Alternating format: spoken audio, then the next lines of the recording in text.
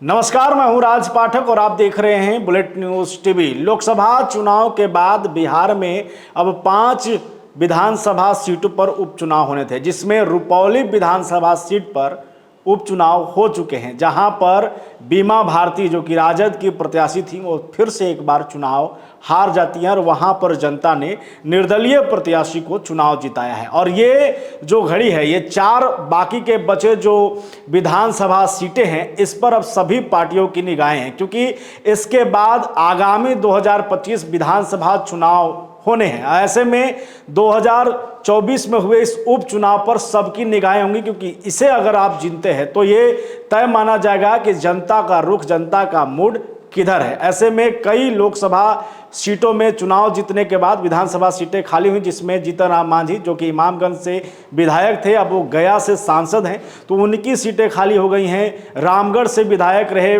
आपको सुधाकर सिंह, उनकी सीटें खाली हुई क्योंकि वो बक्सर से आपको लोकसभा सांसद बन चुके हैं। वैसे में सुरेंद्र प्रसाद यादव हैं जो कि जहानाबाद से सांसद बन चुके हैं। तो 4 ऐसी सीटें हैं जहां से इन प्रत्याशियों के लोकसभा में जाने के बाद वो सीटें खाली हुई हैं और वहां पर उपचुनाव होने हैं। ऐसे में सबकी निगाहें इस पर होगी कि आखिरकार इसमें कौन कहां से उम्मीदवार होकर के उतरेगा। सबसे पहले आपको बता दें कि इमामगंज विधानसभा जो कि गया जिले में आता है और औरंगाबाद लोकसभा क्षेत्र में वो आता है, वहां पर निगाहें सबकी होंगी, क्योंकि यहां से जीतन राम मांझी विधायक रहे हैं। और ऐसे में अब सबकी निगाहें हैं कि क्या जीतन राम मांझी एक बार फिर वहां पर अपनी दावेदारी पेश करते हुए अपने ही परिवार से किसी को सामने लाएंगे, या फिर एनडीए में वहां पर बीजेपी या जदयू कोई सीट ले सकता है।